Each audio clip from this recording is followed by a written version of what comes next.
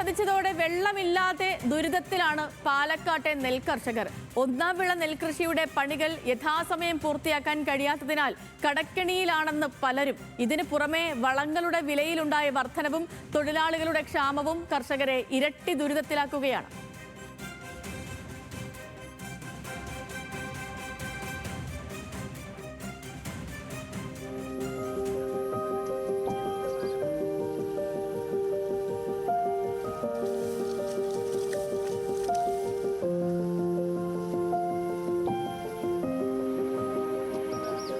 നെല്ലിനങ്ങൾ വിളയുന്ന മണ്ണിൽ പൊൻകതിരുകൾ തളിരിടേണ്ട കാലമാണ്. എന്നാൽ കാലവർഷം ചതിച്ചതോടെ മഴയ്ക്കായി കാത്തിരിക്കുകയാണ് കർഷകർ. കിഴക്കൻ മേഖലയിൽ ആകാശത്തുരുണ്ടുകൂടുന്ന കാർമേഘങ്ങൾ പെയ്യാൻ മടിച്ചു നിൽക്കുകയാണ്. കനാൽ വെള്ളമില്ലാത്തതും കർഷകർക്ക് തിരിച്ചടിയായി. ഇതോടെ ഞാറ്റടി തയ്യാറാക്കാൻ കഴിയാതെ പ്രതിസന്ധിയിലായിരിക്കുകയാണ് പാലക്കാട്ടെ നെൽകർഷകർ. ഇടയ്ക്ക് പെയ്യുന്ന മഴയിൽ പാടശേഖരങ്ങളിൽ ആവശ്യത്തിന് വെള്ളം കെട്ടിനിർത്താൻ സാധിക്കുന്നില്ല. കാലവർഷത്തെ പ്രധാന ഞാറ്റുവേലകളിലൊന്നായ മകീരത്തിലും കാര്യമായ മഴ ലഭിക്കാതെ വന്നതോടെ ഇനിയുള്ള പ്രതീക്ഷ തിരുവാതിരയിലാണ്. മഴ ആവശ്യത്തിന് കിട്ടിയില്ല. ഇപ്പോൾ ശരിക്ക് തിമിർത്ത് പെയ്യേണ്ട തിരുവാതിര ഞാറ്റുവേലയാണ്. പക്ഷേ നിർഭാഗ്യത്തിന് ഇപ്പോൾ വെയിലിറക്കുകയാണ്. പല പ്രദേശങ്ങളിലും പാടശേഖരങ്ങളിൽ ആവശ്യത്തിന് വെള്ളം ഇല്ലാതെ പമ്പ് ചെയ്ത് നടേണ്ട ഒരവസ്ഥയാണുള്ളത്.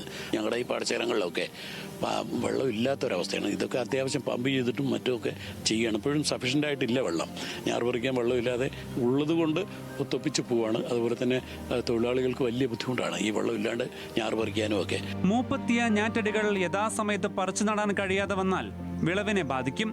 കാലാവസ്ഥാ വ്യതിയാനത്തിൽ പൊടിവിത പാളിയതോടെ ഞാറ്റടി തയ്യാറാക്കി പറിച്ചു നടേണ്ട സ്ഥിതിയുണ്ടായി. രണ്ടാം വിള നെല്ലിന്റെ വില ലഭിക്കാത്ത സാഹചര്യത്തിൽ കടുത്ത സാമ്പത്തിക പ്രതിസന്ധിയിൽ കടം വാങ്ങിയാണ് പലരും ഒന്നാം വിളയ്ക്കുള്ള മുന്നൊരുക്കങ്ങൾ ആരംഭിച്ചത്. വളങ്ങൾക്ക് വില കൂടിയതും ആവശ്യത്തിന് തൊഴിലാളികളെ ലഭിക്കാത്തതും ബുദ്ധിമുട്ടുണ്ടാക്കുന്നുണ്ട്. പല രീതിയിൽ വില വർധന വന്നപ്പോൾ കാർഷിക ചെലവ് ഇപ്പോൾ യൂറിയയ്ക്ക് നേരത്തെ 350 രൂപയുടെ ഇപ്പോൾ 700 രൂപേൻ്റെ അടുത്തെത്തിയെന്നാണ് കേട്ടത്. ഫാക്ടംബോസ് 1300 രൂപേൻ്റെ ഒറ്റയടിക്ക് 700 രൂപ 2000-ൻ്റെ പുറത്ത് പോയി.